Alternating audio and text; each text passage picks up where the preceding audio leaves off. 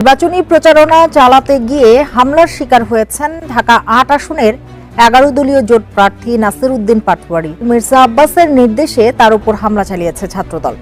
জাতীয় নাগরিক পার্টি এনসিপির মুখ্য সমন্বয়ক ও ১১ দলীয় জোট মনোনীত ঢাকা ৮ আসনের প্রার্থী নাসির উদ্দিন পাটোয়ারির নির্বাচনী প্রচারে বাধার প্রতিবাদে বিক্ষোভ মিছিলে এনসিপির নেতাকর্মীদের সাথে জামায়াত ও ছাত্র শিবিরের নেতাকর্মীরাও অংশ নেন। আজকে যেটা হয়েছে এটা খুবই দুঃখজনক। হাবিবুল্লাহ রহমান কলেজে একেবারে চিহ্নিত ছাত্রদলের ক্যাডার সন্ত্রাসীরা এটা পরিকল্পনা করে এটা করেছেন। মির্জা আব্বাসের নির্দেশে তারেক রহমানের সম্মতিতে এই ঘটনা আজকে। দর্শক, এইমাত্র পাওয়া তাজা খবর। দর্শক, নাসির উদ্দিন পাটোয়ারির উপর হামলার যে ভিডিওটি নিয়ে নেট দুনিয়ায় তোলপাড় শুরু হয়েছে, সেই ঘটনার মূল রহস্য এবং আসল মাস্টারমাইন্ড মির্জা আব্বাসকে ঘিরে উঠেছে নতুন বিতর্ক। দর্শক, নাসির উদ্দিনের উপর হামলার ঘটনায় তদন্তের অংশ হিসেবে তাকে রিমান্ডে নেওয়া হয়েছে জানায় আইনশৃঙ্খলা বাহিনী।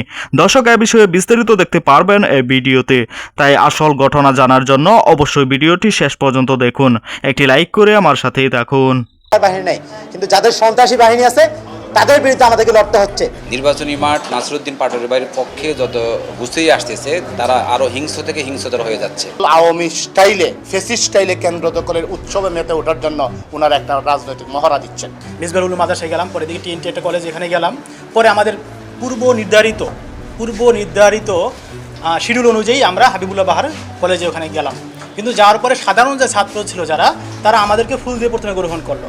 কিন্তু এখানে আমি যতটুকু মনে করি, আমার মনে হচ্ছে যে এরা ওসমান হাদিকে যেভাবে শেষ করে দিয়েছে, এই নাসির উদ্দিন পাটোয়ারিকেও আজকে এরকমের তারা ছক এঁকেছিল। কিন্তু আমরা ছিলাম এবং আমাদের অঙ্গ সংগঠনের লোকজন ছিল, ১১ দলীয় ঐক্যজোটের লোকজন ছিল বিদায় এটা তারা পারে নাই। সন্ত্রাসী গোষ্ঠীটা তারা উৎপত্তি ছিল যে কখন আসবে। ঠিক আমরা যখন ভিতরে ঢোকার পরে আমাদের উপর থেকে ডিম, ইট এবং এর আগে আপনারা দেখবেন যে আপনাদের ভিডিও ফুটেজগুলো দেখবেন, ওখানে ওরা মানে এমনভাবে চাচ্ছিল যেমন ওই যে আপনাদের বলেন মৌমাছি যেরকমের ধরে না, ঠিক আমাদেরকে ওইভাবে ওরা ধরে ফেলেছিল। ভাবছিলাম আমাদের সবগুলোকে শেষ করে দিবে, কিন্তু আমরা তো জুলাই যোদ্ধা, ঠিক আছে, আমরা ৩৬ জুলাই আমরা রক্ত দিয়েছি রাজপথে। তো আমাদেরকে এভাবে ওই একটু ইট মারিয়া, ডিম মারিয়া, একটু হুমকি দিয়ে দামকি দিয়া আমাদেরকে দমাইতে পারবে না। আমরা ছিলাম, আমরা আছি, আমরা থাকবো। আমাদেরকে তারা বের হওয়ার সুযোগ দেয় নাই। পেছন থেকে নাসির উদ্দিন পাটোয়ারি ভাইয়ের উপর আবার হামলা করছে। তখন আমরা যারা ছিলাম পাটোয়ারি ভাইয়ের সাথে আশেপাশে, আমরা ৭-৮ জন আহত হই। আমি নির্বাচন কমিশনকে এবং সরকারকে আহ্বান করব, আপনারা অনতিবিলম্বে আজকের এই ঘটনার সুষ্ঠু তদন্ত সাপেক্ষে বিচারের আওতায় নিয়ে আসুন সন্ত্রাসীদেরকে। একটা শিক্ষা প্রতিষ্ঠানে যদি এই ধরনের সন্ত্রাসী কার্যক্রম চলে, তাহলে এই ঢাকা শহরের মানুষের নিরাপত্তাটা কোথায় আছে? আজকে আমরা এই দেশের পরিবর্তনের জন্য, দেশের সংস্কারের জন্য, মানুষের নিরাপত্তার জন্য আমরা রাজনৈতিকভাবে রাজনীতির মাঠে আসছি। দেশব্যাপী আশাহত জুলাই যোদ্ধারা, জেনজিরা এটাকে কোনোভাবে মেনে নিতে পারে না। কারণ আমাদের প্রতিপক্ষ যারা আছে, আমরা প্রতিপক্ষ বলবো না, প্রতিযোগী যারা আছে, নির্বাচনী মাঠ নাসির উদ্দিন পাটোয়ারির বাইরের পক্ষে যত বুঝতেই আসতেছে, তারা আরও হিংস্র থেকে হিংস্রতর হয়ে যাচ্ছে। আমরা মনে করি, আমরা আহ্বান করব, নির্বাচন তো একটা উৎসবের শেষে আমরা সকলেই আবার একই জায়গায় থাকবো, একই ক্যাম্পাসে থাকবো, একই মার্কেট থাকবো, একই এলাকায় থাকবো। আমরা যেন ভুলে না যাই, এটা আমাদেরই দেশ, আমাদেরই সমাজ, আমাদের রাষ্ট্র, আমাদের গঠন করতে হবে। আমাদের প্রার্থীকে বিভিন্ন জায়গায় ওনারা বাধাগ্রস্ত করতেছে, বিভিন্ন জায়গায় বিঘ্নতা সৃষ্টি করতেছে। আজকেও এটা তারা বড় আকারে হামলা শুরু করেছে। আমি মনে করি যে এটা নির্বাচনকে বানচাল না, নির্বাচনকে ওনার পক্ষে নেওয়ার জন্য, নির্বাচনের দিন কেন্দ্র দখল, ভোট চুরি এবং কেন্দ্র দখল আওয়ামী স্টাইলে, ফেসিস্ট স্টাইলে কেন্দ্র দখলের উৎসবে মেতে ওঠার জন্য ওনারা একটা রাজনৈতিক মহড়া দিচ্ছেন। আমাদেরকে বই দেখানোর চেষ্টা করতেছেন, বই পেয়ে যদি যাতে করে আমরা ঘরে ঢুকে যাই, বই পেয়ে যাতে আমরা মাঠে ময়দানে কাজ না করি, ওনারা এই চেষ্টা অব্যাহত রাখছেন। আমি মনে করি জনাব মির্জা আব্বাসের এই চেষ্টা ওনার জন্য বুমেরাং হবে। ভাই মালদারে পাইছি, মালদা এখানে আছে, এখন শুরু করবো নি।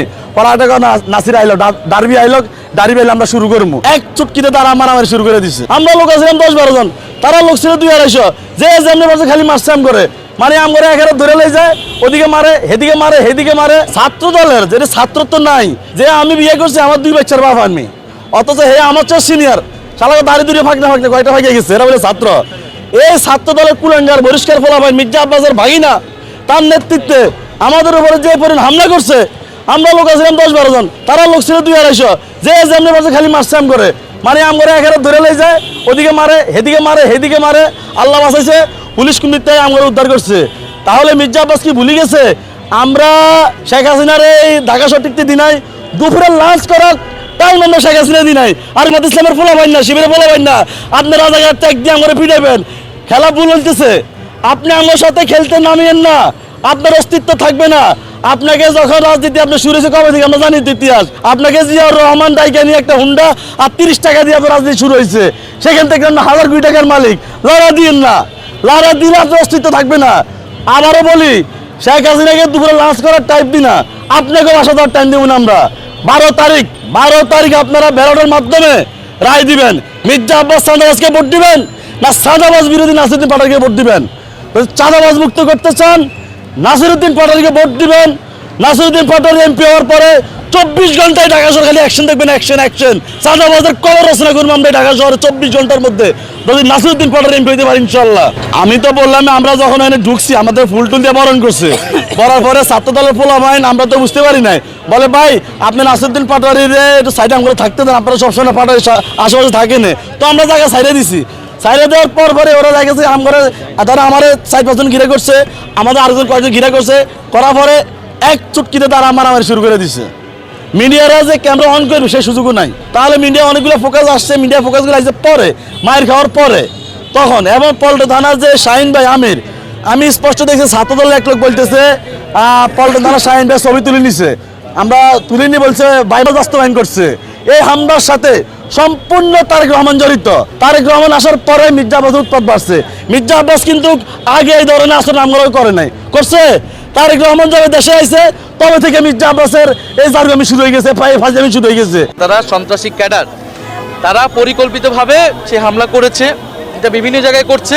এই হামলা কারা করছে এটা সারা দেশের মানুষ আজকে দেখেছে। আপনাদের কাছে এটা আরো ভালো ডকুমেন্টেশন আছে।